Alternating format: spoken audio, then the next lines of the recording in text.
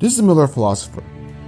While most people and stories refer to the early primordial years of the First Age as the good old days, as it were, the time where there was no war, the sun and moon had yet to have been created because there was no need for them, and Middle-earth prospered for a very, very long time under the veil of an eternal night, I'm, however, going to disagree with that. While I definitely see why that part of the First Age would be seen through this lens, and for certain, before the return of Morgoth, that definitely everyone prospered, I still don't think this was peak Middle-earth, as it were, the point where equilibrium was achieved.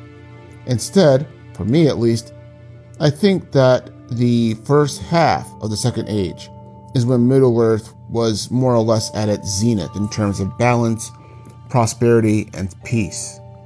Now, why do I think that, you might ask? Especially given that the Second Age is supposed to mark the point where the elves, or at least the high elves, began to decline, while the First Age there was more of them and equally as peaceful and prosperous.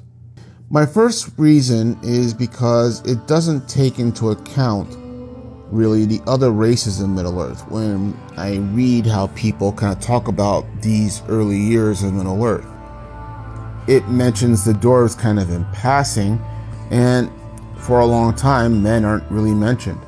Yes, the dwarves were at least prospering with the exception of the petty dwarves, but humanity had not come into existence yet. So there was still a factor of disruption that could take place, and did.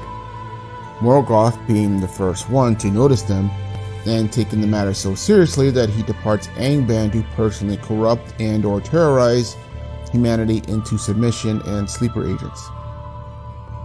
So I think the first half of the Second Age was when humanity not only was at its peak, but also the beginning of some level of reconciliation with the other races. We already know about Numenor, but the book, The Fall of Numenor, gives an account where they first encountered the humans in Middle-earth who did not cross into the Blue Mountains into Beleriand so long ago like the Numenorean ancestors did, the people that Morgoth sought to corrupt.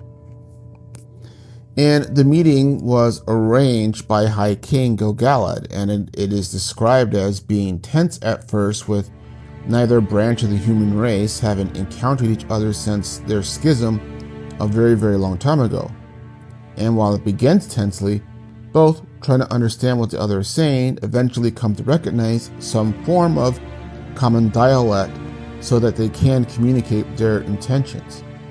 Not only that, the Numenorians were peaceful during this time and eager to teach what they had learned about making their communities prosper rather than just surviving.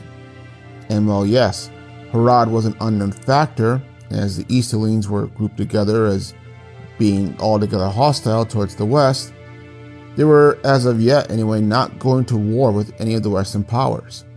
And regarding Harad, it's arguable that if they hadn't had peaceful relations with Numenor at first, since they had traveled all the coasts of the world in Middle-earth, they potentially could have.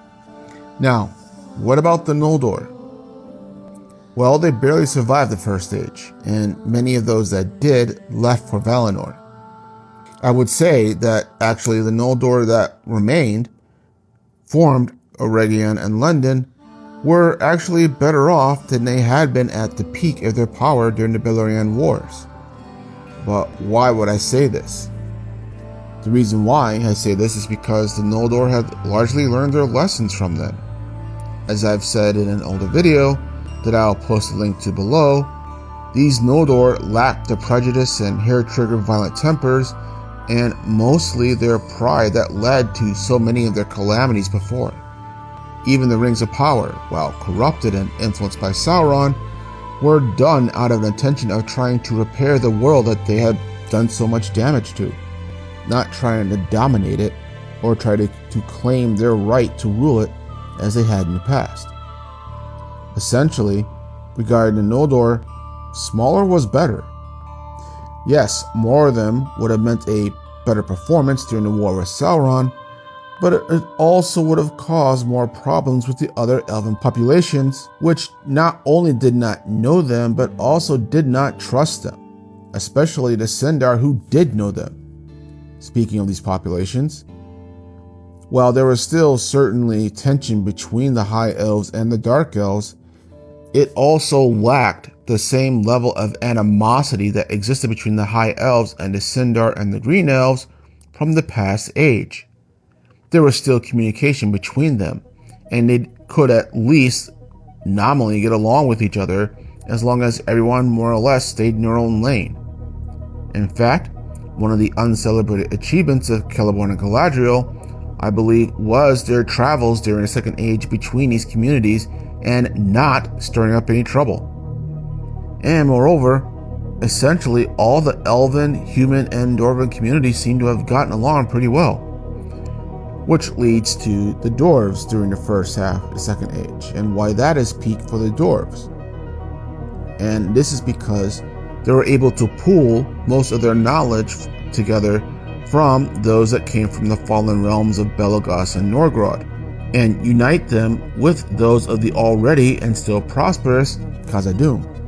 And this melting pot of Dwarven cultures, as it were, allowed them to bring their civilization to the highest it had more or less ever been. Now, of course, you would be fair to ask, what about the Dwarves of the East? Well, while the Eastern Dwarves don't get involved with their kin until arguably the last Alliance War, and for certain the war with the Misty Mountain Orcs during the Third Age, they also aren't recorded as being hostile nor starting conflicts with Western Dwarves nor any other communities at the time either. That's recorded at least. Now, I still need to address the presence of the Orcs and Dragons in Durin's Bane during the first half of the Second Age, because they were there.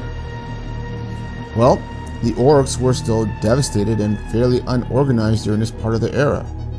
Yes, the East had larger and more powerful Orcs, but they also hated everybody, including each other. Might as well have been humans, people might say. But Sauron's success with them comes from his ability to unite them under a single cause. As for the dragons, they never play any part during the Second Age whatsoever, so that's a no-brainer. And Durin's Bane isn't awoken yet until the next age. In fact, well into the next age. So he too is a non-factor as well. And then finally, there's the elephant in the room, Sauron. So, during the first half of the Second Age, Sauron is at first legit trying to help heal the world according to the writings. For how long before he slips back into his old ways is not known exactly. But even when he does it, that takes a long time. The fall wasn't immediate and overnight. Unlike Morgoth, Sauron's first go-to when it comes to his methods is subtlety, rather than overwhelming brutality. And being subtle takes time and a lot of patience. And if Sauron had any positive traits still remaining in him during his time, it was that he was very, very patient and didn't let his evil overcome his rationale, at least for the most part.